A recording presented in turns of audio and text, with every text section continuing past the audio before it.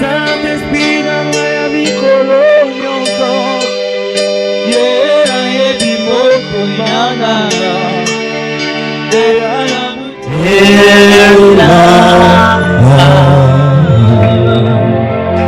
Le Saint-Esprit est là. Le Saint-Esprit est là. Le Saint-Esprit est là. Le Saint-Esprit est là. Le Saint-Esprit est là. Alléluia. Le Saint-Esprit est là. Le Saint-Esprit est là. Louange à l'Esprit Saint. Le Saint-Esprit est là. Le Saint-Esprit est là. Louange à l'Esprit de Dieu. Le Saint-Esprit est là. Le Saint-Esprit est là. Alléluia, alléluia. Saint-Esprit est là. Le Saint-Esprit est là. Oh, l'Esprit de vie, le Saint-Esprit est là. Le Saint-Esprit est là. L'Esprit d'adoration, le Saint-Esprit est là. Le Saint-Esprit est là. Notre partenaire dans le travail, le Saint-Esprit est là. Le Saint-Esprit est là. L'Esprit de vie, l'Esprit de vie, le Saint-Esprit est là. Le Saint-Esprit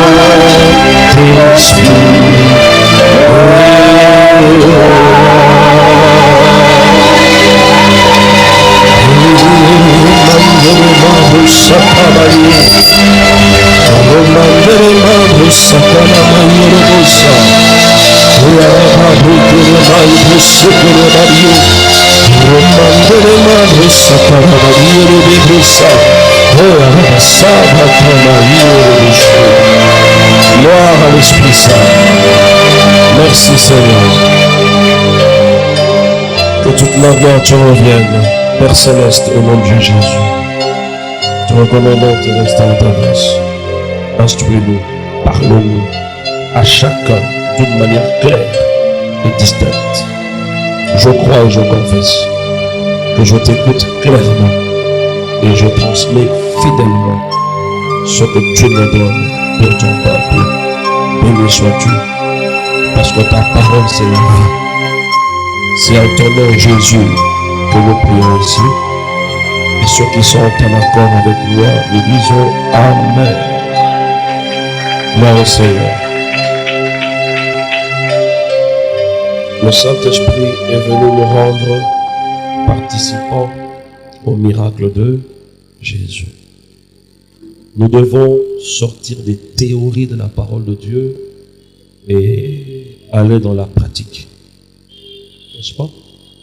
C'est lorsque vous pratiquez que vous allez voir des signes, et au travers de ces expériences, votre foi va aussi s'affermir.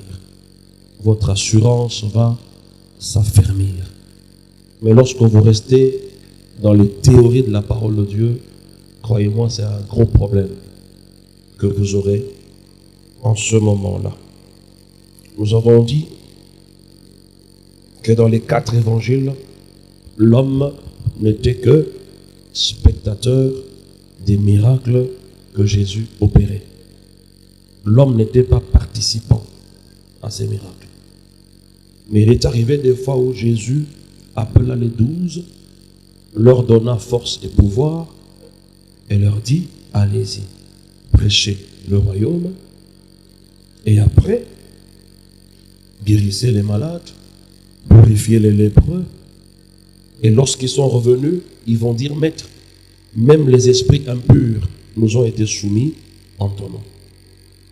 Mais cette vie n'a pas continué après. Ça s'est arrêté. Pourquoi?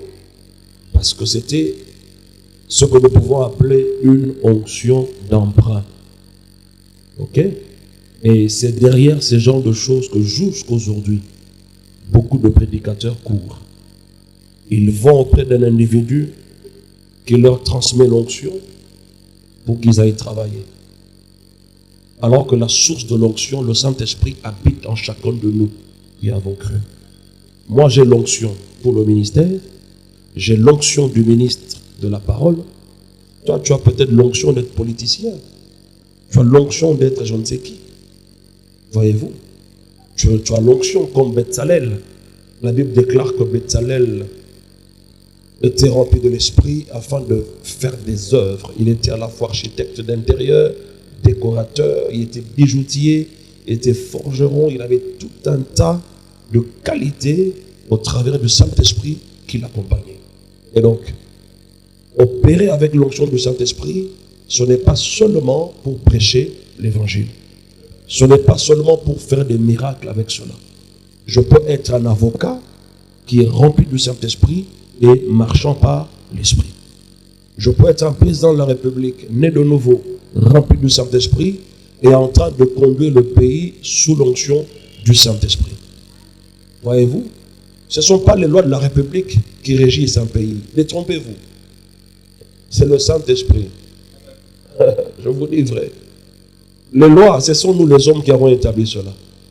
Et s'il y a des mauvaises lois, celui qui marche par l'Esprit peut les contourner avec une sagesse extraordinaire. Tout ça pourquoi?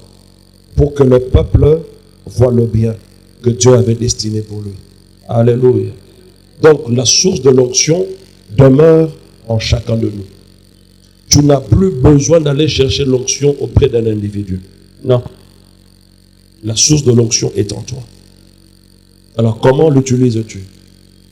C'est cela le problème. Donc, dans les 4 évangiles, notez que de Matthieu jusqu'à Jean, ce n'était pas encore la nouvelle alliance, c'était encore l'ancienne alliance.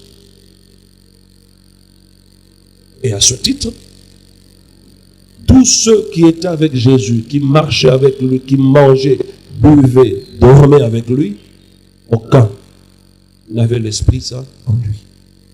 Aucun n'était né de nouveau. Il n'avait pas la vie de l'Esprit. Alors, quand vous lisez la Bible, il ne faut pas comparer votre vie de né de nouveau avec ceux qui n'étaient pas nés de nouveau dans l'ancienne alliance. En aucun cas. Ceux de l'ancienne alliance ont eu la grâce de participer de temps en temps aux choses du royaume d'une manière spontanée lorsque l'Esprit les visitait. Il les qualifiait pour faire des choses extraordinaires. Le Saint-Esprit aujourd'hui n'est pas un visiteur. Dieu n'est pas un visiteur. Quand tu es chrétien, il ne faut pas parler en termes de visitation divine, non.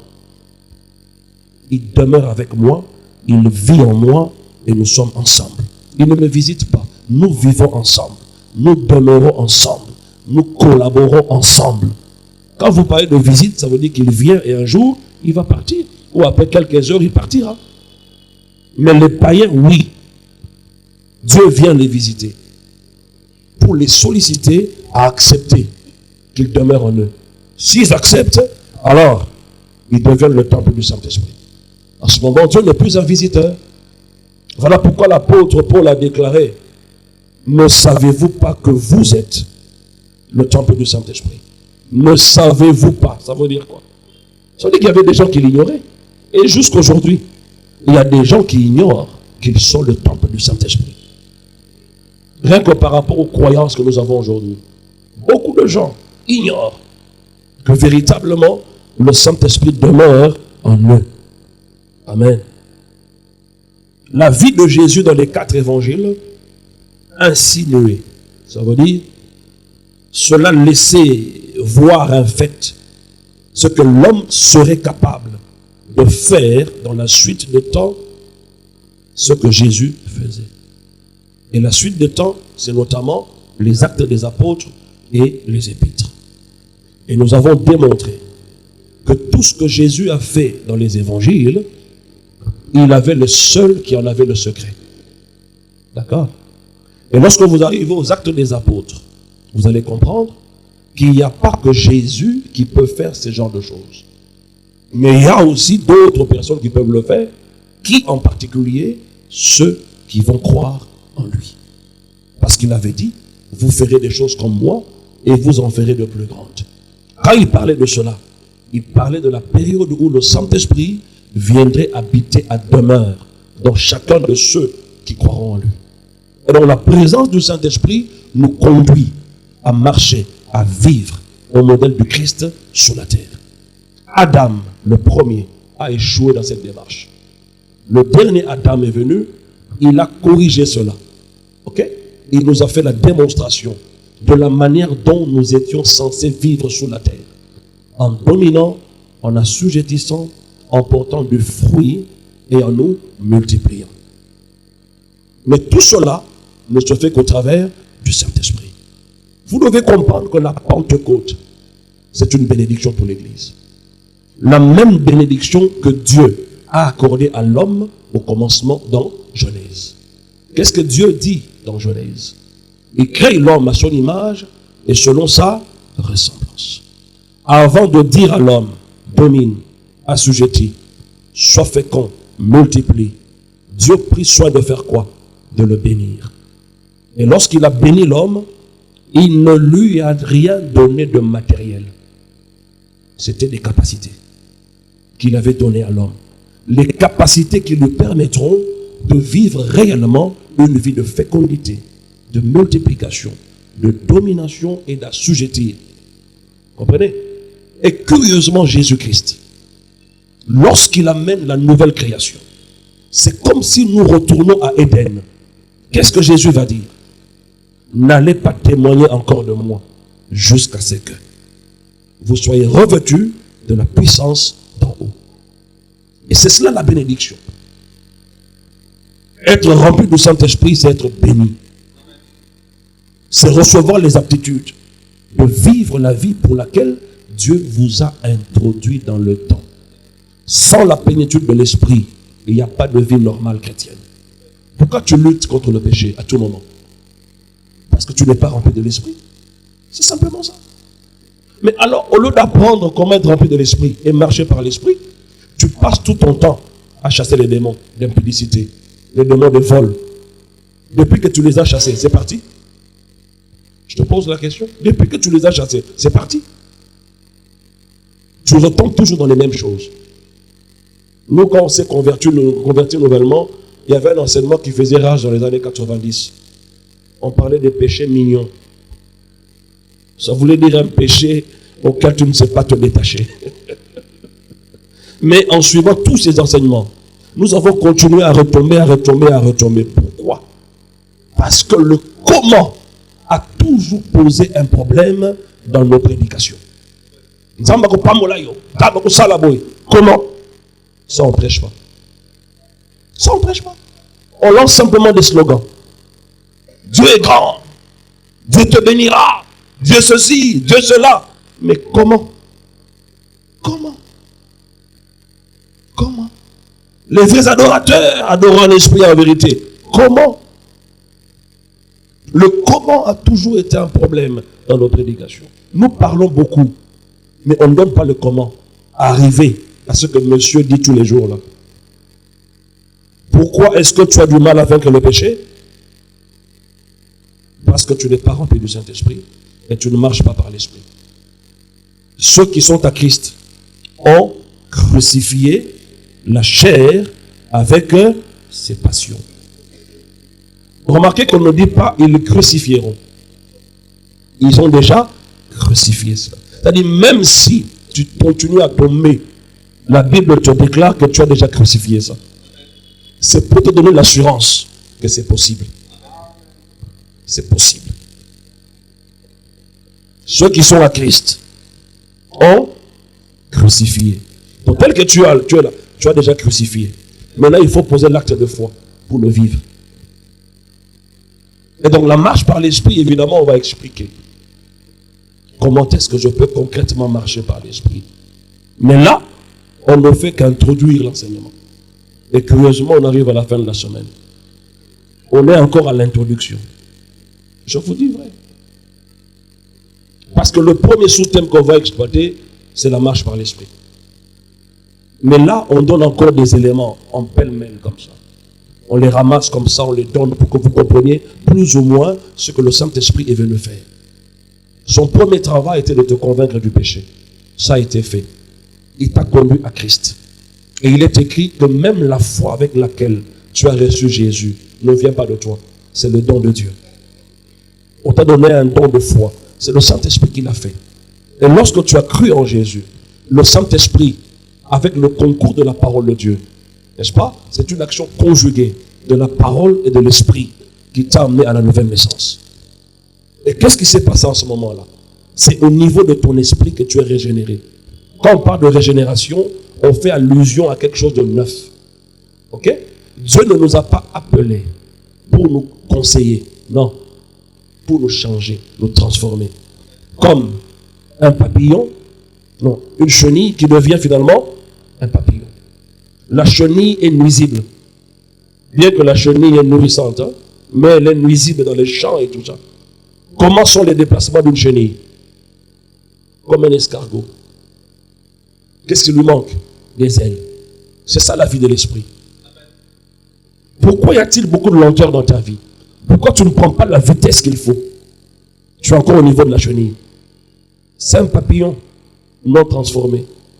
Tu as des ailes en toi, potentiellement. Mais il faut que tu en arrives à les manifester et à les utiliser. Voyez-vous? Et lorsque la chenille devient un papillon, qu'est-ce qu'il fait? Ça, on l'appelle métamorphose.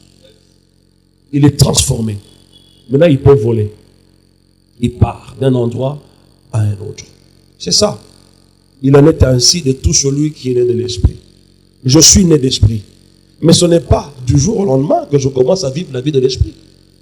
Je suis né de mon père et de ma mère. Ce n'est pas le premier jour que je suis né physiquement que je vais commencer à utiliser tous les organes de mon corps. Non. Il faut qu'on me nourrisse.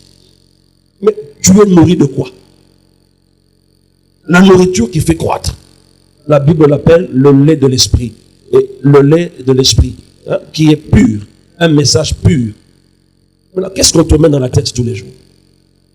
Voilà pourquoi tu n'arrives pas à un point où les ailes poussent. Parce qu'au départ, tu es très mal nutri sur le plan spirituel. Amen. Tu n'as même pas compris qui tu es. Tu vas combattre le diable. Tu ne sais même pas ce que c'est que la régénération. On t'impose directement. Bien-aimé, quand tu vas les pécher, il faut sauter. Il ne comprend rien. Quand il essaye, il trébuche. Il essaye, il trébuche. Parce qu'il ne sait même pas encore la régénération, c'est quoi. Mais vous commencez à lui obliger tout un tas de choses. Il y a mon lit, chenille. Et quand le diable vient, il écrase simplement. Et puis il passe son chemin. Vous comprenez pourquoi on échoue? Parce que nous ne voulons pas suivre progressivement les enseignements tels que la Bible les a établis pour que nous arrivions à un point où nous serons pleinement utilisés par le Saint-Esprit. La Bible est claire, mes frères. Il a établi les uns comme apôtres, prophètes, ainsi de suite. Pourquoi? Pour le perfectionnement des saints. Quand on te perfectionne, ça veut dire quoi? Tu deviens meilleur de jour en jour. Et on perfectionne les chrétiens comment? Par les ministres qui sont établis là, ces ministères-là. Et ces ministères-là sont censés prêcher quoi? La sorcellerie de votre famille. Le lien de la famille. Il y a un grand serpent qui a attaché le Congo. Et quand il s'énerve là, le Congo souffre. Des histoires, vous avez ramassé je ne sais pas où là. Pour faire peur aux gens. Allez, tout le monde change de prière. Tobomi nyoka. Nyoka wa kanaka Congo. Tu as le témoignage de l'esprit en toi que nyoka wa nazali. Sont sérieux mes frères. Non, on parle de l'église. On ne parle pas de vos histoires là. Moi,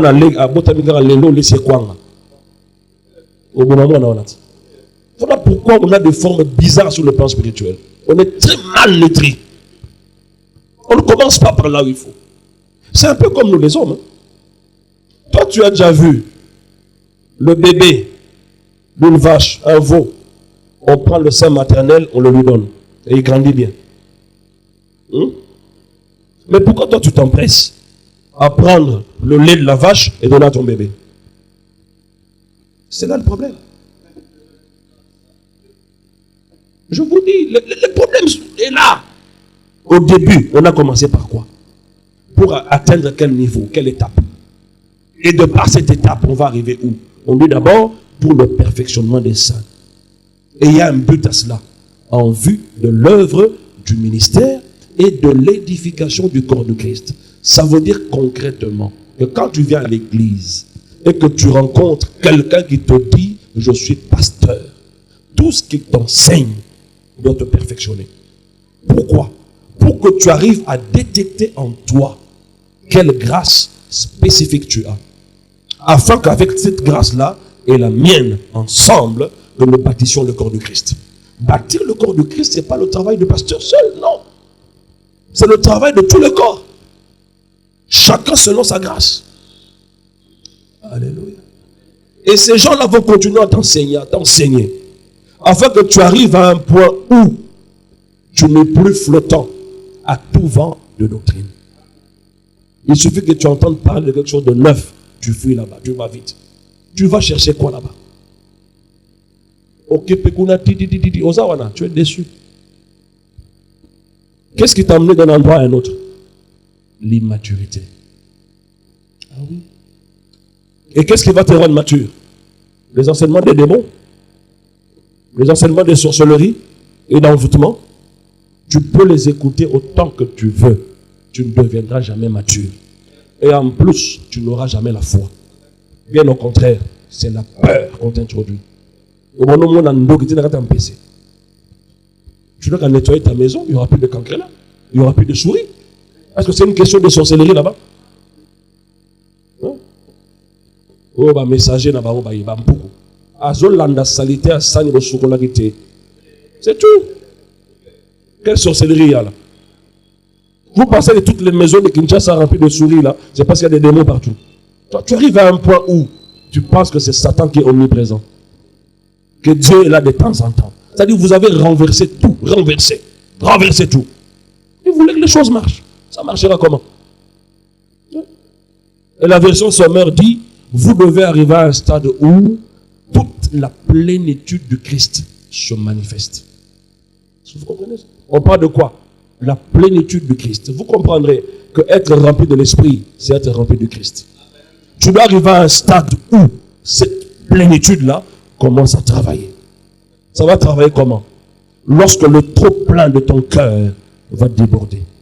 C'est ainsi que, comme tu remplirais un verre d'eau, n'est-ce pas, qui arrive déjà à ras-bord, tu continues à remplir. Qu'est-ce qui se passe? C'est l'eau maintenant qui commence à couler.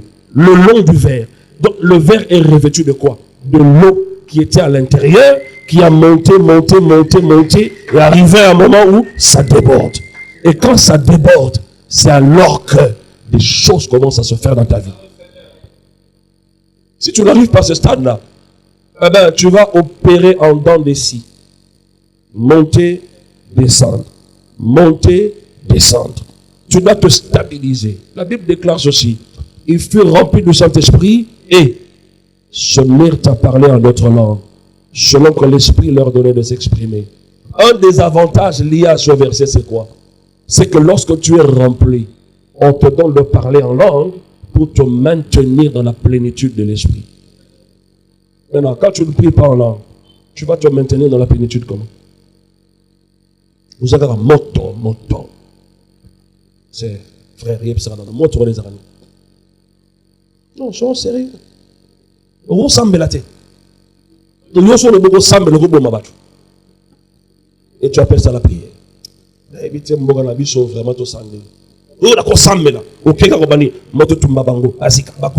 C'est ça prier. Ça, c'est pas prier. Tu pries pendant 1 heure du temps. Tu lances le feu pendant 50 minutes.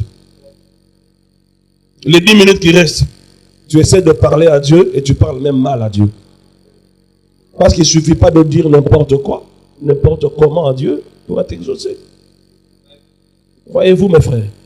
Alors, on a vu hier la vie de Jésus. À peine était-il revêtu de l'esprit, c'est-à-dire la plénitude, et ça débordé. Il va entrer dans un temple, leur synagogue. Et il y avait quelqu'un qui avait un esprit impur. Après que Jésus cessait de parler, comment la personne a réagi? La personne a dit, qu'y a-t-il entre toi et nous? Écoutez bien le témoignage du démon. Il dit, tu es venu pour nous perdre. Les démons le savent. Voilà qui incarne l'autorité de Jésus sur la terre. Quand il va aux eaux du baptême, le Père le présente comment? Comme le Fils unique venu du Père. Et le jour où il va ressusciter, la Bible le présente comment? Comme le premier-né d'entre les morts. S'il est le premier-né, qui est le deuxième-né? Qui est le troisième-né? Et qui est le deuxième-né? Le 10e-né? Jusqu'à 1 million. Maintenant, imaginez un seul prototype, Jésus, à Capernaum. Quel scandale. Maintenant, des gens comme Jésus, nous sommes des milliards. L'impact, zéro. Pourquoi? On a tout renversé. Pourquoi ma vie est-elle en désordre? Parce que j'ai renversé l'ordre que Dieu avait établi. C'est tout. Je ne suis pas appelé à vivre avec la chair. On ne m'a pas donné un cerveau pour résoudre les problèmes de ma vie. Dieu a pris soin de régénérer mon esprit. C'est là qu'il a tout placé. Afin que je vive la vie du ciel sur la terre. Le démon dit, qu'y a-t-il entre toi et nous? Tu es venu pour nous perdre. Jésus va le chasser. Et qu'est-ce que les gens vont dire? Qu'est-ce que ceci? Une nouvelle doctrine. Pourquoi disent-ils que c'est une nouvelle doctrine? Parce que depuis l'époque d'Abraham, on n'a jamais vu quelqu'un faire ça. Et ce qui m'a toujours tiqué, c'est qu'à l'époque où Dieu n'a donné à personne le pouvoir sur Satan, sur ses démons, et qu'il a déclaré, rien ne peut te nuire. À cette époque-là, on n'a pas vu Satan détruire le peuple de Dieu. Non, lisons les Écritures. Où est-ce que tu as vu dans l'ancienne alliance, on dit que les démons sont venus et ont détruit le peuple de Dieu? Tu as vu ça où? Et en Israël, là, qui avait le pouvoir sur les démons? Personne. Et c'est seulement maintenant que vous, là, vous avez le pouvoir sur Satan, sur ses démons, sur toute sa puissance. Et rien ne peut vous nuire. Vous prétendez que le diable est en train de nous détruire. Ça, c'est le monde en envers. Non. Ce qui a détruit Israël, ce n'étaient pas des ennemis extérieurs. C'était des ennemis intérieurs. C'était la chair.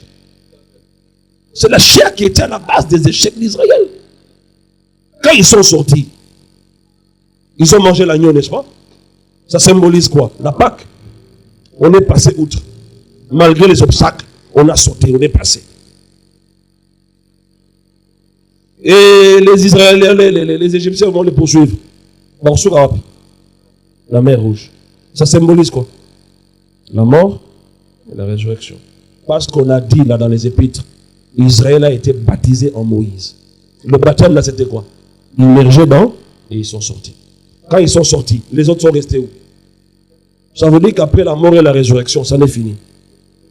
Il n'y a plus de poursuite. Il n'y a plus de réclamation. Maintenant, quand ils sont passés de l'autre côté de la mer Rouge, qu'est-ce qui a fait que Israël échoue tous les jours? C'est la chair. Frère, je te dis, c'est la chair. Pas la terre aujourd'hui. Hein. C'est la chair. On cause en famille. C'était la chair. Quand ils sont sortis, ils disaient quoi? Quand on était en Égypte, on était assis près des marmites de viande. On mangeait les concombres et les carottes. La chair. La chair. Et l'Éternel va dire, voici maintenant 10 fois que vous m'avez tenté. Va dans le livre de Nombre, étudie le nombre de fois où Israël a tenté Dieu. C'était toujours lié au ventre, lié à la chair. À tout moment, c'était la chair, pas autre chose. Et c'est comme ça que certains sont morts. La terre s'est ouverte, ils sont tombés là. Le feu est tombé du ciel. Pourquoi? C'était par cause des démons. La chair, le caractère. Ce ne sont pas les biens matériels que tu as qui déterminent que Dieu marche avec toi. C'est le caractère. La vie de l'esprit, c'est le caractère de Jésus. Oui. Voilà pourquoi la Bible ne dit pas Bambu Mayamolimo. Batangi. Non, Mayamolimo. On parle d'un seul fruit. Lisez bien Galates. Ce ne sont pas les fruits de l'esprit. C'est un seul fruit. L'amour, c'est ça le caractère. Quand vous avez l'amour, vous êtes compatissant. Ah oui, vous n'aurez pas de querelle. C'est-à-dire toutes les œuvres là, tous les fruits de la chair ne seront plus votre partage. Voilà, jusqu'aujourd'hui, ce qui tue l'Église, la chair. Et même l'apôtre Paul nous le dit, hein, tout ce qui s'est passé en Israël, c'était pourquoi? Pour nous servir d'instruction. Non, dites-moi, dans l'ancienne alliance, qui a été détruit à cause des démons? Qui? C'était la chair. Et dites-moi, qui dans l'ancienne alliance avait le pouvoir sur Satan et ses démons? Personne. Mais maintenant qu'on te dit, Monsieur Chrysol, tu as le pouvoir de marcher sur Satan, sur toute sa puissance, et rien ne peut te nuire, tu te mets devant là, tu me dis témoignage. Satan a besoin de la famille moyenne. Témoignage, c'est pour la Penzao. Église du Seigneur. Ils disent, qu'est-ce que ceci? Une nouvelle doctrine. Parce qu'ils n'ont jamais vu quelqu'un chasser les démons. Frère, Kabbalah non maille rouge. Ceux qui bélent là, ceux qui montent dans l'eau, qui disent Eli, chasser des démons total. Donc chasser un démon aujourd'hui sous-entend que ce royaume a déjà été déstabilisé, vaincu. Ah oui, déjà. Maintenant, qu'est-ce qui fait que tu ne réussisses pas? C'est la majorité des chrétiens qui disent les abats démons, c'est la sorcellerie. Il n'y a plus de raison que tu échoues quand tu es chrétien. Il n'y en a plus. Tout a été donné. Utilise-le. Vis-le. Comment? On va y arriver. On a vu encore Jésus qui guérissait les malades. Et finalement, pendant qu'il y avait la tempête dans la barque là-bas, ils vont s'exclamer, quel est donc celui-ci à qui obéissent même le vent, c'est-à-dire le monde spirituel, et la mer, c'est-à-dire le monde physique. L'enseignement du Saint-Esprit dans les épîtres est de nous pénétrer dans les secrets de ce style de vie. Les secrets, pour comprendre comment Jésus a opéré, il faut lire les épîtres. Mais observez même à la télévision, rares sont les prédicateurs qui te prennent les épîtres et te les expliquent. C'est avec raison que Pierre a dit, notre bien-aimé Paul, il y a des choses qu'il écrit. Si tu n'es pas édifié, ça va devenir un sujet de dispute. Quand il parle épître, c'est toujours, Paul a dit, femme taisez-vous. Il n'y a que ça. Donc expliquez-nous la vie de Christ dans les épîtres. Parce que c'est là qu'il y a le secret. Les épîtres, ce sont les lettres écrites à l'église du Seigneur. Ils ont posé des questions. Mais personne n'a les questions. Nous n'avons que les réponses. C'est là la difficulté des épîtres. On n'a pas les questions. On voit seulement Paul commencer à écrire. Aux saints qui sont à Éphèse. Mais on lui a posé des questions. Tu m'entends parler au téléphone. Ah, Daniel, non, Daniel, Tika. Ah, Daniel, t'es bon, oh, Daniel, oh. Et Daniel est derrière moi. Au lieu de me poser la question, il se retourne et dit, ah ben le pasteur dit du mal de moi comme ça. Alors qu'au bout du fil, on me demandait, est-ce que c'est pas Daniel qui a volé le téléphone qu'on cherche là? Et moi je le défends. Je dis non, pas Daniel. Mais comme tu n'as pas écouté la question, tu ne sais pas comprendre ma réponse. C'est là la difficulté des épîtres. Est-ce que vous comprenez ça, mes frères? Et pourtant, là-dedans est expliquée la marche du chrétien. Comment un chrétien est censé vivre dans la victoire.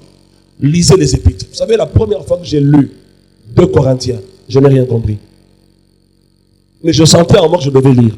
Je n'ai rien compris. J'ai lu. Et un jour, j'ai eu une vision. Je mangeais avec mon pasteur. Il me faisait manger des histoires. Eh bien, d'aucuns peuvent dire que c'est la sorcellerie inconscience. Non. Ce sont des bêtises, vos histoires là. Et je me suis réveillé avec l'impression d'être rassasié. Je lui pose la question. Voilà ce que j'ai vu. Il me regarde, il sourit.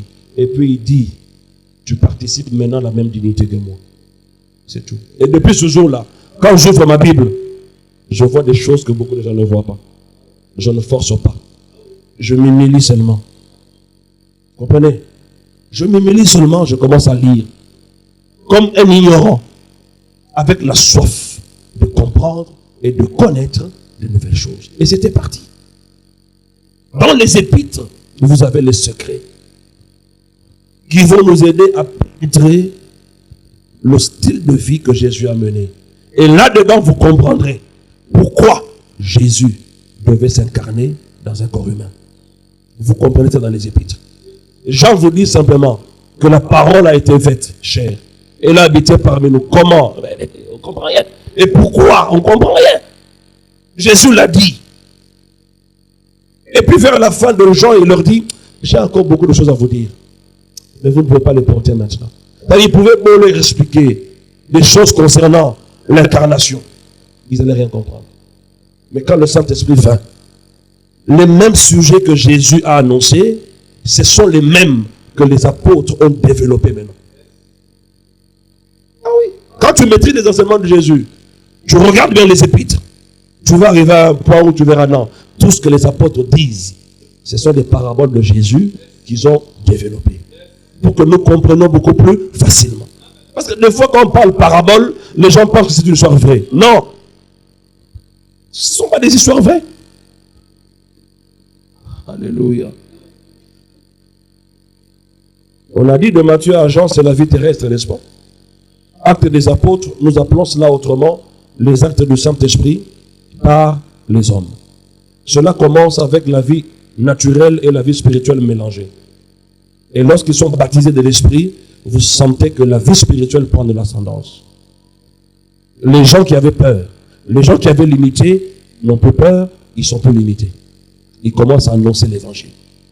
Au point de dire au chef de la nation, jugez par vous-même. Peut-on ne pas parler de ce que nous avons vu et entendu? Mais est-ce qu'on ne vous a pas interdit de parler sur ce nom?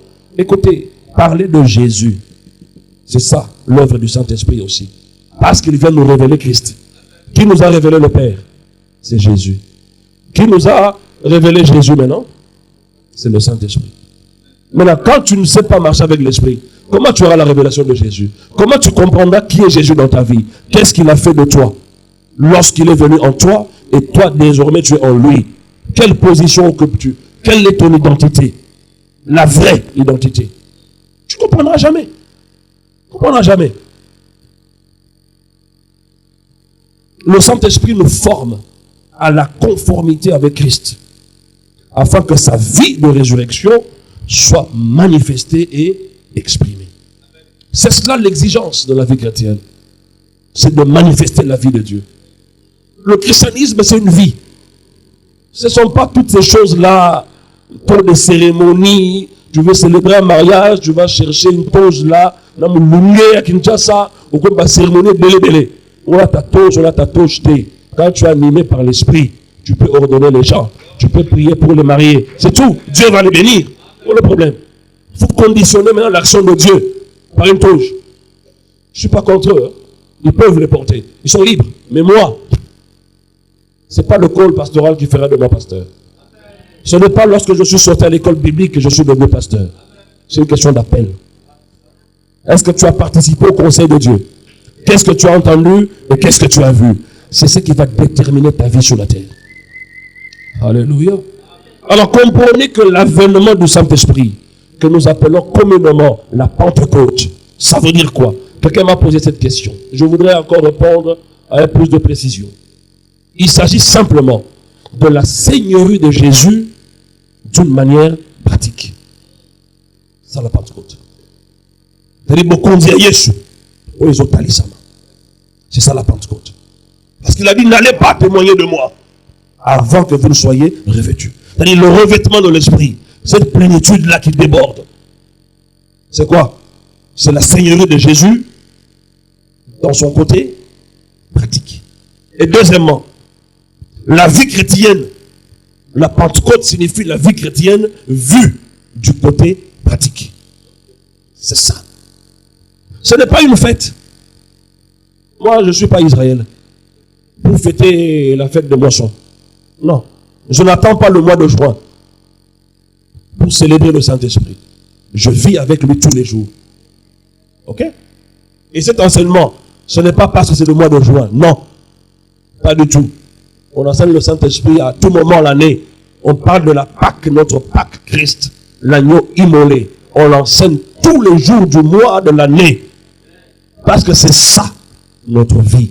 Et lorsque vous comprenez la Pentecôte, vous comprenez maintenant la seigneurie de Jésus manifestée. C'est comme un débarquement. Le ciel vient envahir la terre. Est-ce que vous comprenez la Pentecôte? Mais à chaque fois que cette vie n'est pas comprise, la vie de la Pentecôte, vous limitez même la croissance. Vous limitez le succès. Vous limitez l'impact de Dieu dans son peuple. Parce que quand il y a eu débarquement en Normandie, on a célébré ça dernièrement ici en France. Vous avez vu les images? Ah ben c'était terrible. C'était une question de vie ou de mort. Et donc le ciel a débarqué sur la terre. Et lorsque le ciel a débarqué sur la terre, le ciel est resté ouvert. C'est-à-dire la faveur du ciel est devenue une faveur. Quand il est monté, le ciel est ouvert, n'est-ce pas? Et qu'est-ce qu'ils ont vu après? Les êtres célestes communier avec qui? Les terrestres. Les anges ont commencé à leur parler. Celui que vous avez vu partir là, il ne reviendra tel que vous l'avez vu partir. C'est-à-dire tous ces éléments-là, tous ces événements-là constituent un gage de succès pour nous. Je n'ai plus besoin de supplier Dieu pour que le ciel soit ouvert. Le ciel est en permanence ouvert sur moi. Parce que j'ai la grâce de Dieu sur moi. Alléluia. Alléluia. La seigneurie de Jésus d'une manière pratique. Et la vie chrétienne vue du côté pratique. C'est ça la Pentecôte. Étudier la vie des apôtres après la Pentecôte. Oh, fantastique. Le Saint-Esprit nous fait sortir des rouleaux, des livres, des récits que nous avons dans la Bible. Ça peut encore troubler. On m'a déjà regardé là par quelqu'un. J'ai eu peur. Quelqu'un m'a regardé. Écoutez bien la phrase. Le Saint-Esprit nous fait sortir des rouleaux, des livres, des récits que nous avons dans la Bible pour nous amener à la vie, à la révélation et à la vérité de ce qui est écrit. Il y a beaucoup de gens qui sont dans les histoires de la Bible. Mais tout ce qu'ils connaissent de la Bible, ils ne savent pas l'expérimenter. Tu as des problèmes, n'est-ce pas? À quel niveau ce que tu connais de ce qui est écrit t'apporte des solutions? À quel niveau? Je sais qu'il est écrit. Est-ce que je le vis? Qui peut m'emmener à la vie de ce qui est écrit? C'est le Saint-Esprit. La vie avec l'esprit, on néglige. Des pieux, on chasse des démons. On ruse à Satan à savoir. Ruse à Satan. Parce que tu vois comment tout le monde se précipite vite là. Quand il commence à prier, levez-vous, alléluia. Vous les voyez comment? Ils s'engagent tous vers les démons. Comme s'il y avait encore un problème de démons jusqu'à nos jours. Hein? Un problème résolu. On a démontré encore hier, n'est-ce pas? Jésus arrive à Gadara. Jésus n'est pas allé faire une visite au cimetière. On dit que le fou de Gadara est sorti des sépulcres. Jésus n'est pas entré là-bas. C'est lui qui est sorti de là. Jésus n'était pas à proximité du cimetière. Non. Mais à peine arrivé, le démon a eu le message que ton chef est arrivé. Il a commencé à courir vite. Il a couru vite. Et il arrive devant Jésus. Il se prosterne. Est-ce que tu sais que le chrétien est un enseignant pour le monde des ténèbres? Est-ce que tu sais ça? C'est nous qui devons leur enseigner la puissance, le pouvoir et l'autorité. C'est pas eux, c'est nous. Il nous a ressuscités ensemble avec lui. Il nous a fait asseoir ensemble dans les lieux célestes. Et la suite dit quoi? Non, ça tu rentres au chapitre 1, 21. Prenez vos Bibles. Lisons quand même ce passage-là. Éphésiens, chapitre 2.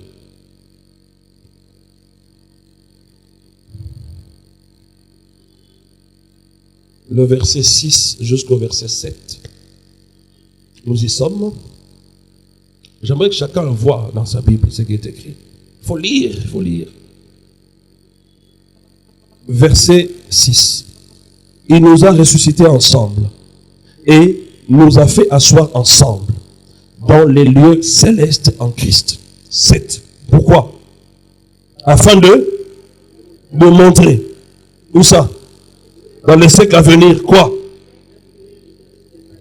Vers nous en Jésus-Christ. Maintenant, toi, tu es ressuscité. On t'a fait asseoir avec Christ pour aller à la délivrance ou bien pour faire la démonstration.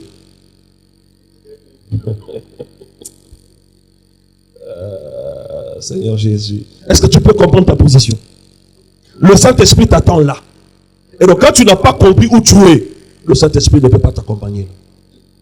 Délivré, n'est-ce pas? Ressuscité avec lui, et nous sommes montés assis avec Christ. Pourquoi? Pour faire la démonstration. De quoi? De l'infinie richesse de Christ. C'est ce que tu fais. Ou bien c'est tous les jours. Naleli peminge, yako sekure. Avant de sur la trône, nous allons la yako seku. Ma peso bilei na sala mbele. Okyo buki kasa, wanigolya na se. Comment on peut être dit comme ça dans la vie chrétienne? Hein? Il faut avoir l'échec, il y a classe. La classe à mon lit, il faut avoir l'échec. Pourquoi? Pourquoi? Il faut comprendre, mes chers frères. Assis là, pour démontrer. C'est pas pour pleurer. L'église n'est pas dans le deuil, mes frères. Ah, l'école est là. On a la nini. Et puis ça, on a la nini. Yomo il n'a pas quoi bâtir nzamba koufi. On a la nini. Alléluia.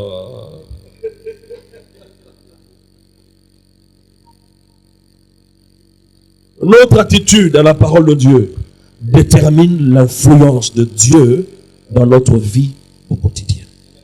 Quelle attitude tu as vis-à-vis de la parole de Dieu? Hein? Tu veux compter sur toi-même ou bien sur la parole de Dieu?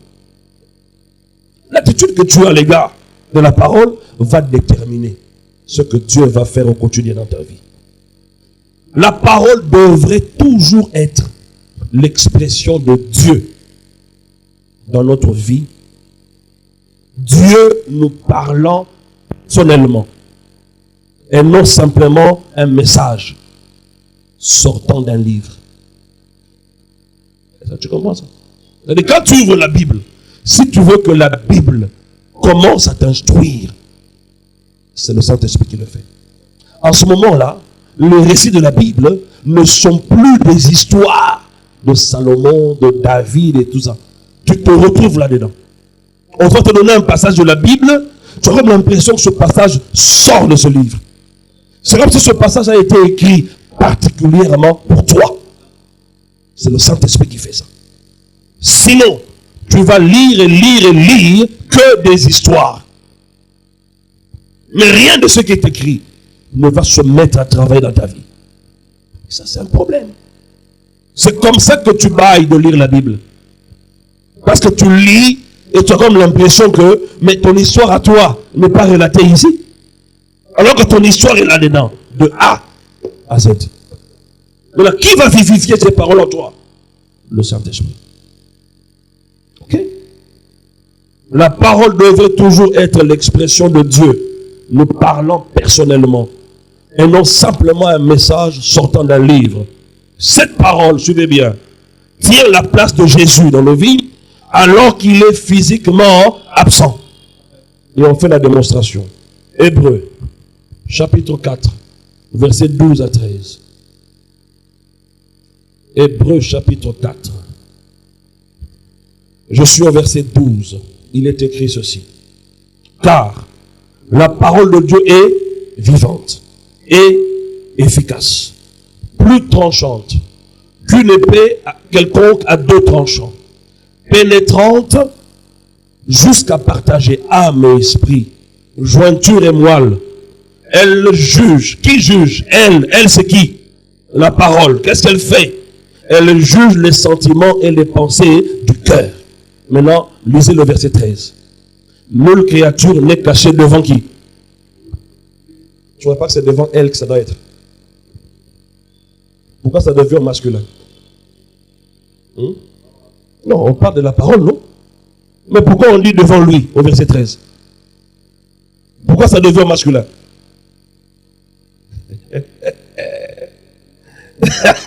C'est ça le problème, justement. C'est ça le problème. On lit, mais on ne tire pas attention. Ah, non, c'est dans les Écritures, n'est-ce pas? On parle de la parole, et puis au verset 13, on dit nulle créature n'est cachée devant lui, mais tout est à nu et à découvert aux yeux de celui.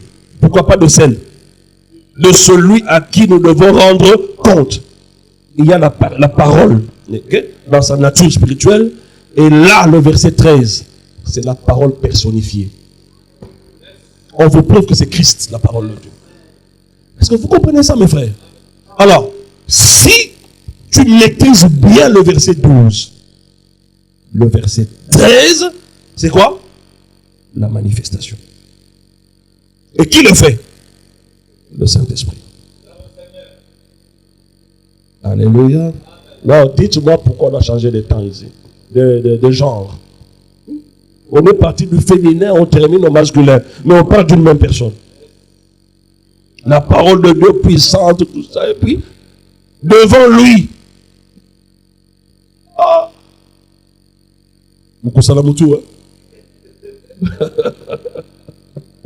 Et ce ne sont pas des choses qu'on comprend les premières fois qu'on commence à lire la Bible. Non, il faut payer le prix.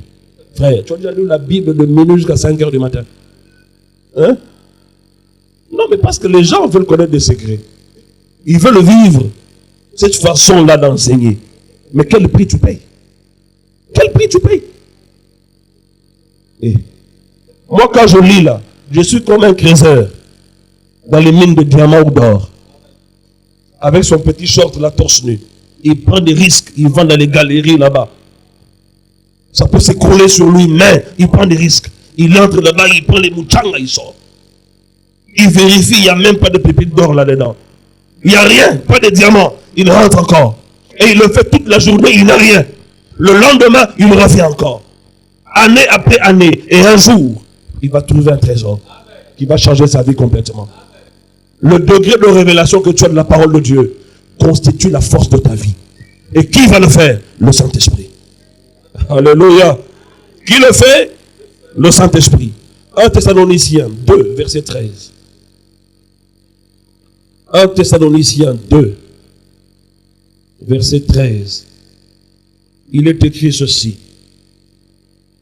C'est pourquoi nous rendons continuellement grâce à Dieu de ce qu'en recevant la parole de Dieu que nous vous avons fait entendre. Quelle parole? Que vous avez lue ou bien qu'on vous a fait entendre? Voilà, toi tu as entendu quoi? C'est bien de lire. Il faut aussi écouter. On vous a fait entendre. Vous savez, quand vous écoutez un homme loin du Saint-Esprit qui prêche, vous écouterez au-delà de ce qu'il dit. Et vous pouvez voir, vous pouvez prendre un des éléments de ce qu'il a démontré là, vous en faites une prédication de toute une année. La parole que nous vous avons fait entendre, vous l'avez reçue, non comme la parole des hommes, mais ainsi qu'elle l'est véritablement. Ainsi qu'elle l'est véritablement. La parole est esprit. Oui, il faut comprendre ça comme ça. Ainsi qu'elle l'est véritablement, comme la parole de Dieu qui fait quoi? Qui agit en vous qui croyez. La parole est esprit et vie. C'est ça la parole qui agit pour ceux qui croient. En ce moment-là, tu sors des récits écrits de la Bible. Je vais toujours poser une question. Tout le monde sait ici que par les meurtrissures de Jésus, nous avons été guéris. Nous ne le serons pas. Nous le sommes déjà. Mais pourquoi on tombe malade? On connaît une vérité pour laquelle on n'a pas la vie. C'est là le problème maintenant. Alors il faut communier avec le Saint-Esprit pour que cette vérité-là, de ces meurtrissures qui nous ont guéris, devienne une vie en toi. Alors quand tu me vois en train de proclamer au nom de Jésus, je crois et je confesse qu'aucune maladie ne peut se développer dans mon corps. Parce qu'au moyen de ces meurtrissures, j'ai été guéri. Par conséquent, maladie, je t'ordonne. Tu n'as pas de place dans mon corps au nom de Jésus. Quand je proclame ça et que j'écoute ça, la foi vient de quoi? Ce qu'on entend. Et il m'arrive des fois d'ouvrir ma Bible, je la lis à haute voix. Non pas comme une méditation, non pas comme une étude biblique, mais je lis la Bible avec foi. Pourquoi? Parce que je libère la parole de vie. Et l'atmosphère de ma chambre peut changer. Ah oui! Oui, c'est la même parole qui est sortie de la bouche de Dieu et qui a créé le monde. Et la même parole commence à sortir de ma bouche. Voilà pourquoi on parle de la parole que nous vous avons fait entendre. Alléluia. Lisons un peu Deutéronome, là. On l'a lu il y a longtemps. Deutéronome 28. À partir du verset 1.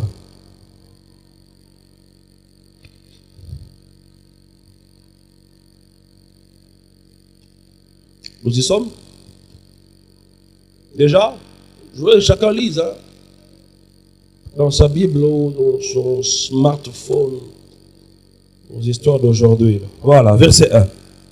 Si tu obéis à la voix de l'Éternel ton Dieu, en observant et en mettant en pratique tous ces commandements que je te prescris aujourd'hui, on s'arrête d'abord là, avant de voir les conséquences. Mais on vous dit, si tu obéis à quoi? À la voix de l'Éternel ton Dieu. Maintenant, la question est de savoir, la Bible que tu tiens là, n'est-ce pas que c'est la voix de Dieu? Nous sommes d'accord avec ça? Ah, on a dit Amen. Hein? Alors maintenant, celui qui a dit Amen, prends un peu ta Bible là, mets-la à l'oreille. Qu'est-ce que tu vas écouter? C'est pas la voix de Dieu. C'est pas la voix de Dieu. Parce qu'il faut comprendre, on parle de prescriptions et on parle de la foi. Voyez-vous? Dans ce qui est prescrit, dans ce qui est écrit, en étudiant cela, vous pouvez comprendre le caractère de Dieu. Ce que Dieu fait, ce qu'il ne fait pas. De quoi est-ce que Dieu est capable? Dans ce qui est écrit, vous allez voir le plan global de Dieu. Il dit simplement, j'ai pour vous un plan de bonheur et non de malheur. Maintenant, en ce qui me concerne moi, comment? C'est quoi ce plan? Il n'y a pas de comment. Mais tout ce que je sais, c'est que je suis porteur d'un plan divin. Un plan de bonheur et non de malheur. Maintenant, ça va se manifester dans quel domaine? Moi, je pensais que ça allait se manifester dans mes études faites. J'ai échoué. Jusqu'à ce que Dieu m'ait parlé. J'ai écouté quoi? Sa voix. Et il m'a orienté où? À prêcher l'évangile. Je me rappelle une fois, je vous ai déjà raconté, je me retrouve quelque part à Matete. Parce que notre église était là-bas. Il y a un monsieur qui prenait de l'alcool indigène, l'Otoko. Oui, dans l'Otoko, vraiment. Hein? Il m'appelle. Et puis il me dit, il me regarde bien. Il prend son verre de l'Otoko, il boit. Et puis il me regarde. Moussala Nzambe Mounene. Moussala tour du monde. Fort. Il a commencé à me dire des choses comme ça. Nanganda l'Otoko. Pourquoi? Parce que je ne voulais pas croire en ces histoires. Écoutez, moi dans ma tête, pasteur veut dire vivre au départ des autres. Vous comprenez mon caractère? Hein? Ce n'est pas... Non, je suis comme ça. Vivre dépend des autres.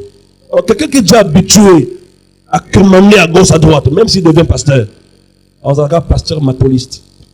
Oui. Le monsieur là me dit des choses. Et puis quand il finit, il continue à boire son histoire là avec ses copains. Il m'oublie d'ailleurs. Et je suis resté là en train de réfléchir. Je dis, mais qu'est-ce qui ne va pas?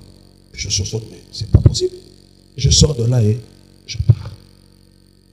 Une fois, j'arrive là, je descends là, devant l'église. Il y a un fou qui était assis là. Il se lève directement. Vraiment, ils ont traîné. Hein? En Amérique, c'est là. Je vous dis ici. Là. Au moins, nous sommes Luka. Luka est partout.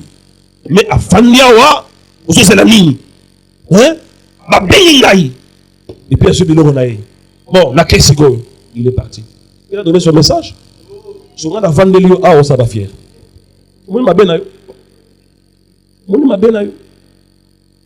Si même la semaine, tu pouvais venir comme ça, tu ne vois pas que ta foi va grandir à une vitesse extraordinaire. Est-ce que tu ne vois pas ça? Tu fuis l'église pourquoi? Qu'est-ce que tu fais de spécial pour ne pas venir à l'église? Non. Moi, je reste ici depuis le matin jusqu'à 22h. Je viens, je te prêche. Je suis là au bureau jusqu'à 22h et je rentre à la maison. Je n'ai pas une femme, je n'ai pas des enfants, je n'ai pas un estomac pour manger. Je suis là. Mais toi, il suffit d'un petit ou d'un lemba qui pasteur.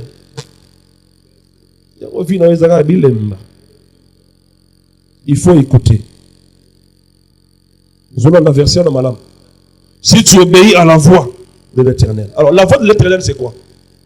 C'est la révélation spécifique. Ok? Ce qui te concerne particulièrement. Au regard de ce qu'il a dit en général. Il a un plan de bonheur pour nous. Maintenant, moi, je vais m'orienter dans quel domaine pour que je vive les réalités du plan de bonheur de Dieu. Il faut que je l'écoute. Parce qu'il ne sera écrit ici nulle part. Monsieur Jean-Luc Ankonde, il faut implanter une église au UA 37 en 1900 ou en 2000 tel. C'est écrit nulle part ici. Je dois écouter ça. Quand j'écoute, je comprends que je dois implanter une église locale. C'est déjà écrit. Mais quand tu n'écoutes pas, tu restes dans les histoires de la Bible. Quand tu écoutes, tu vivifies les Écritures dans ta vie. Tu comprends ce que tu es censé faire. Alors, à chaque fois que tu poses une action, après avoir écouté Dieu, cette action-là va toujours réussir. Toujours réussir. Comprenez? Moïse, qu'est-ce que tu as en main? Ceci, fais cela. Il fait, la mer se divise en deux. Moïse frappe le rocher. Il frappe, il y a l'eau qui sort. Il n'a rien fait sans avoir écouté. D'ailleurs, il n'avait même pas un livre à côté de lui. Hein, pour vérifier à chaque fois. À cette étape, Seigneur, on fait quoi? Il cherche maintenant. Il n'y avait même pas de chapitre, il n'y avait pas de livre, il n'y avait rien. Il allait vivre comment? Mais ils ont mieux marché en esprit par rapport à nous. Nous qui avons le Saint-Esprit à demeure. Vous comprenez ce dont on a parlé l'autre jour? Il vous est avantageux que je me... C'est un avantage.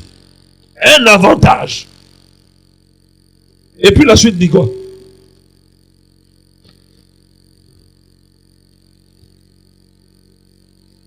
On n'oublie pas la suite.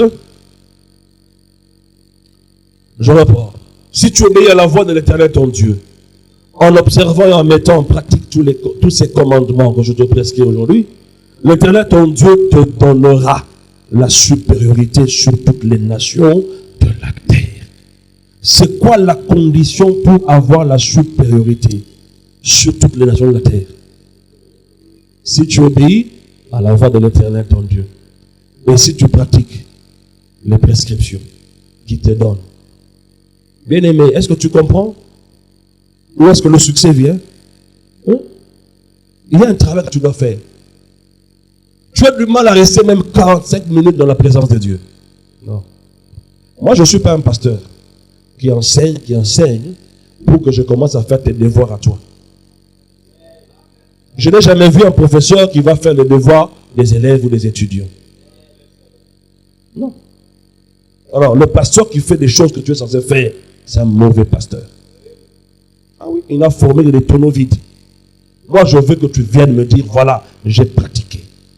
Tel que tu l'as enseigné, j'ai vu le résultat. C'est ça qui m'honore, moi. Et auprès de Dieu, on m'augmente des points. Voyez-vous, au ciel, je serai récompensé. Je ne serai pas récompensé si tu vas en Europe. Et puis tu vas en Europe, le royaume gagne quoi? Il peut communier nos pingouins. On a la salaire, on a la chaîne. On les bêtises. Alléluia. La supériorité sur toutes les nations de la terre. Et puis on dit au verset 2, voici toutes les bénédictions qui se répandront sur toi et qui seront ton partage lorsque tu obéiras à la voix de l'Éternel, ton Dieu. Maintenant, lis-les toi-même. Hein? Condition. Écouter la voix, obéir aux prescriptions. Tu écoutes Dieu? Est-ce que tu écoutes Dieu? Tu laisses à Dieu le temps de te parler? Ou même depuis que tu as commencé? Le fait les brils, le fait, mon temps, et le mango, ton tini mon temps, ton tini, ton panzi mango, na comme on est yeso, et puis après, Amen. Au bini wana, na sambeli moyente, yo sambeli. Ça c'est pas une prière, ça c'est monologue. Voilà pourquoi nos vies sont faibles. Parce que celui auprès de qui on va demander de l'aide ne nous dit rien, ne nous instruit en rien, et puis on sort de cette présence-là, on part. Et tu sabotes Dieu. On va c'est le sangha, c'est la poubelle, et puis il veut te dire comment faire. Amen. Tu pars. Voilà pourquoi vous échouez. Frères et sœurs, enlevez de vos têtes vos histoires des démons là que vous combattez tous les jours. Depuis le temps que tu les combats, qu'est-ce qui a changé? Mais goûte un peu à l'écoute de la voix du Saint-Esprit et pratique, tu verras. Parce qu'en ce moment-là, Neko, tu ne fais pas des choses qu'un homme a imaginées. C'est différent. C'est différent. Tu commences à te distinguer. Mais comment lui il réussit toujours? Lui, c'est un secret, mon gros. Je te donne le secret aujourd'hui. La parole de Dieu que nous vous avons fait entendre, c'est la parole dite. C'est la révélation de la parole. Voilà pourquoi on dit, vous l'avez considérée telle qu'elle l'est réellement. Une parole qui agit. Pourquoi Jésus dit, avant que je ne réagisse, il faut d'abord que la parole écrite demeure où? Dans le cœur. Pourquoi il dit ça? À force de demeurer avec quelqu'un, tu vas commencer à parler comme lui. C'est ainsi que dans le monde on dit, dis-moi qui tu fréquentes, je te dirai qui tu es. Mais quand tu fréquentes Dieu, les gens vont dire quoi? Des dieux sous forme humaine sont descendus vers nous. Il faut fréquenter Dieu. Arrêtez de fréquenter les novelas. Fréquentez Dieu. Arrêtez de fréquenter vos histoires des Indiens là. Ils n'ont pas filmé. Et puis tu vois des gens là en train de regarder. C'est quoi ça? C'est quoi la chaîne J Magique? Z Magique. Maman, papa. Attends, mon colomo, tu vas dans la France 24, je t'ai l'information. Ça passe. Acte 19. Versets 10 à 12. On comprend toujours la parole. Hein? C'est-à-dire à un moment où le Saint-Esprit te fait sortir des récits. Là, tu commences à vivre la réalité de ce qui est écrit. Acte 19, verset 10. Cela dura 2 ans, de sorte que tous ceux qui habitaient l'Asie, juifs et grecs, entendirent la parole du Seigneur. Et Dieu faisait des miracles extraordinaires par les mains de Paul. On connaît la suite. Verset 20, on dit, c'est ainsi que la parole du Seigneur croissait en puissance et en force. Ah, la parole est au col. Tu comprends ça? Non, ils ne sont plus dans la parole écrite. Parce que du reste, il n'y avait même pas de Bible à cette époque-là. Il n'y avait même pas de Bible. Ils ont eu cette parole où? Tu vois la parole qui fait croître. La parole qui apporte des miracles. C'est cette parole-là qu'ils avaient entendue. Venue du Père. Ils ont écouté et ils ont transmis. C'est ça la vie. Alléluia. Alléluia.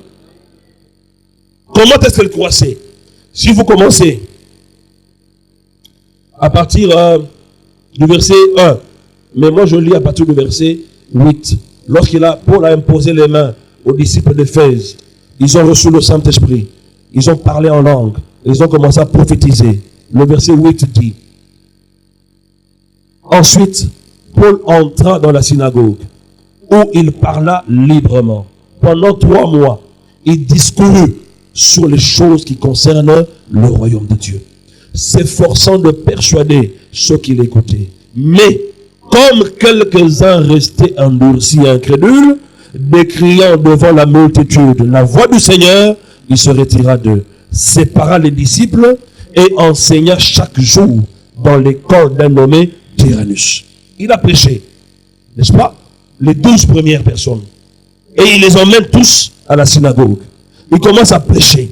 Quelques-uns vont croire aussi, mais la majorité va refuser. Qu'est-ce qu'il fait? Il faut les séparer des oranges pourries. Oui. Il y a des gens qui sont ici, hein. Toi tu viens d'arriver peut-être. Tu dis, ah, si j'étais là depuis longtemps. Mais il y en a qui sont là depuis longtemps, aucun fruit. Aucun fruit. Songi gars. Vous savez, là? C'est comme le roi, là. Même tu as eu un lobby à comprendre. Il y a kala. Il y a demandé fois pembe. Mais, je vais faire le monoko. Songi. Kochola. Oh, bah, ça y est, bien été. Il fallait. Mon n'a sali n'a pas comme ça. Mais yo, zo à partir de là, continue. C'est quoi? Il faut critiquer négativement. On est comment là? C'est pas possible, on est bizarre. Hein? Alléluia. Tu sais, quand je vais en mission, tous ceux qui sont là-bas, ils disent, mais si on avait un pasteur comme ça, tu ne sais pas quelle grâce tu as. Je te dis, de le voir tous les jours, on cause, on rit et tout ça. Tu ne sais pas quelle grâce tu as. Un jour, tu vas comprendre. Et repartir là, assurément, cet homme était un don du ciel pour moi. Et c'est moi qui ai négligé ça. Alléluia. Il faut faire très attention. J'ai parlé à quelqu'un, il les a séparés.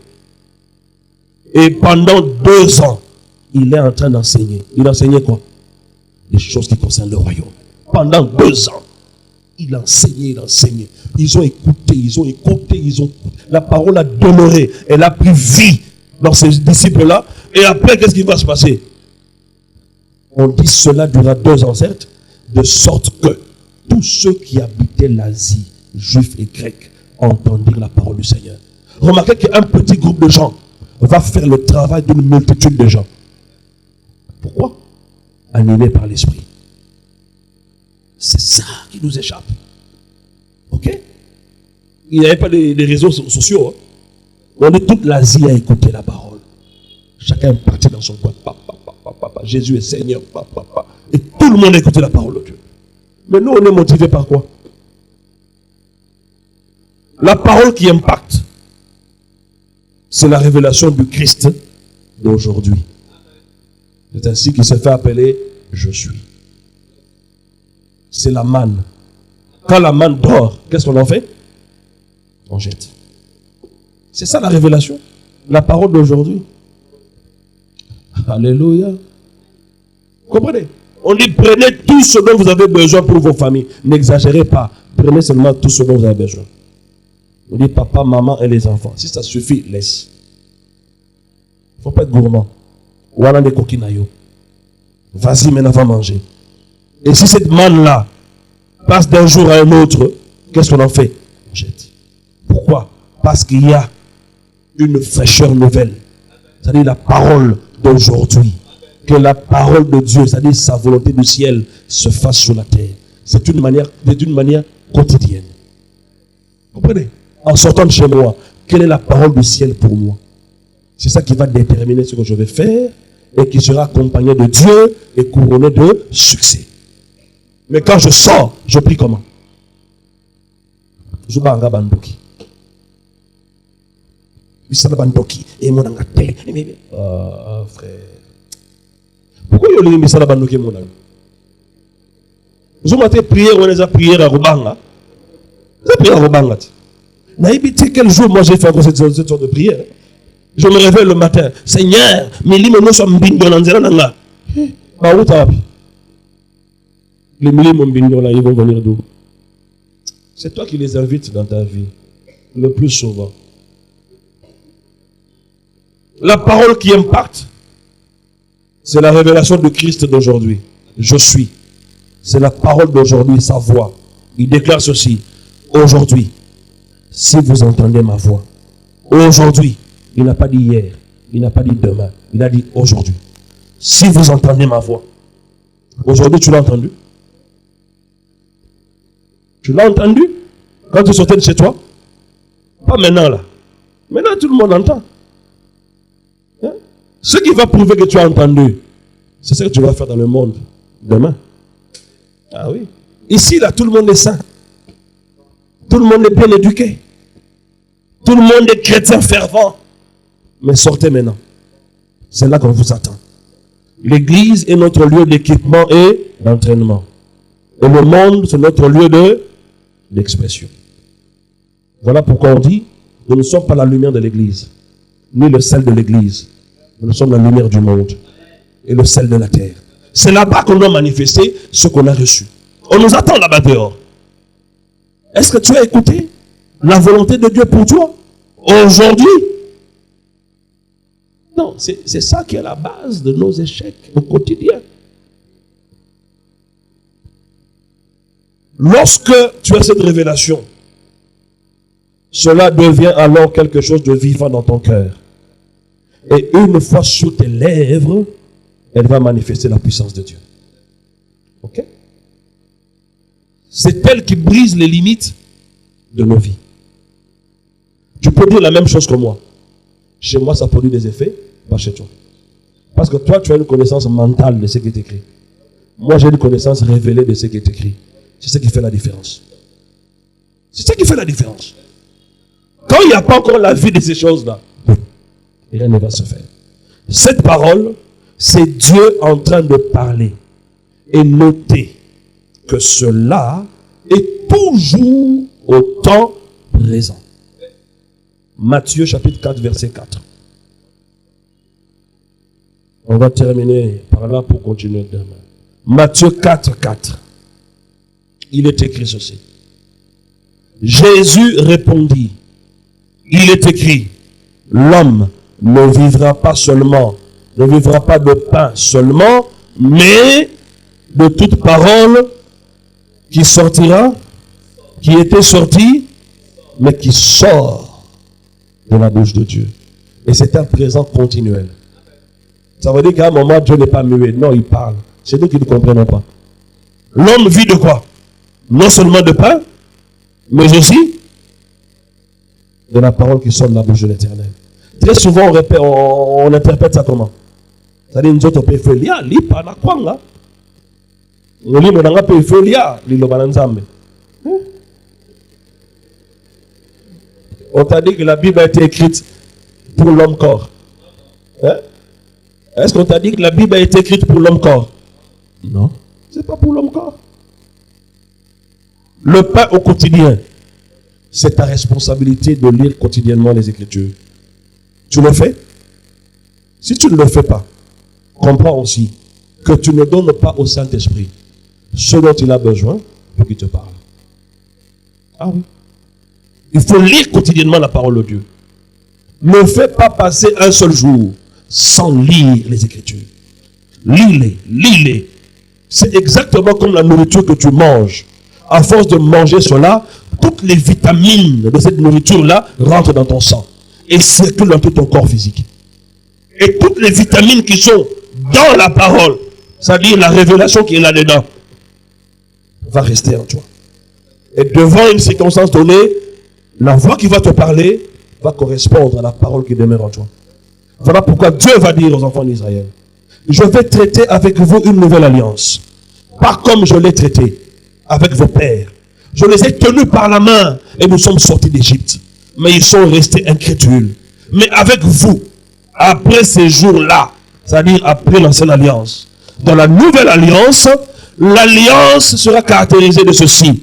Je prendrai mes lois, je ne les écrirai plus dans un livre, pas sur un rocher, mais dans vos cœurs.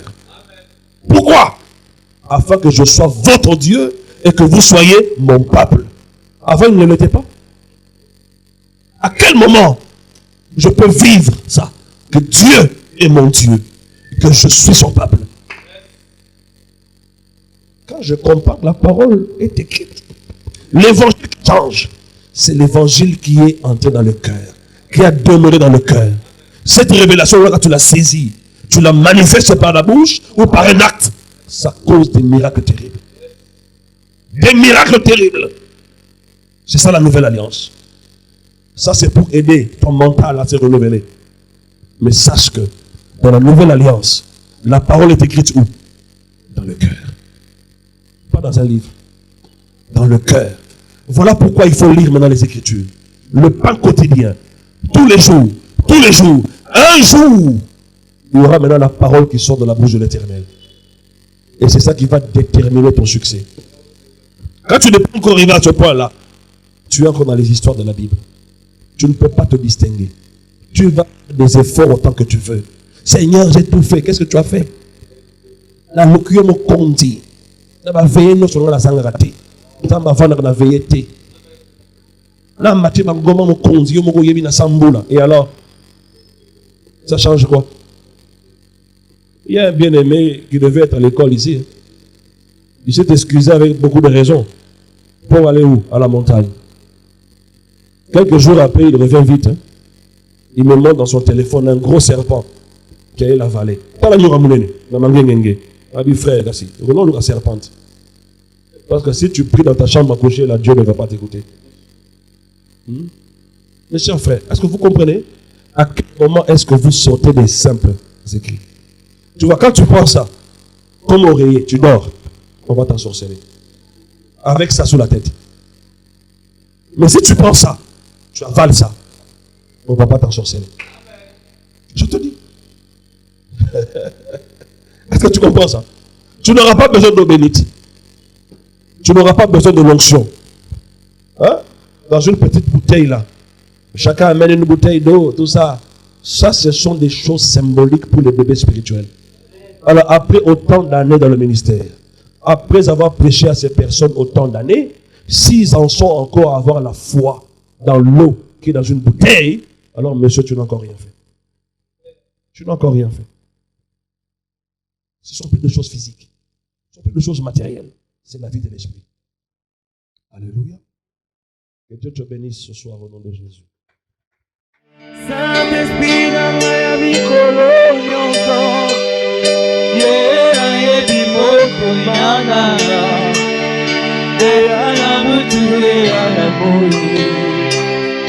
Saint-Esprit dans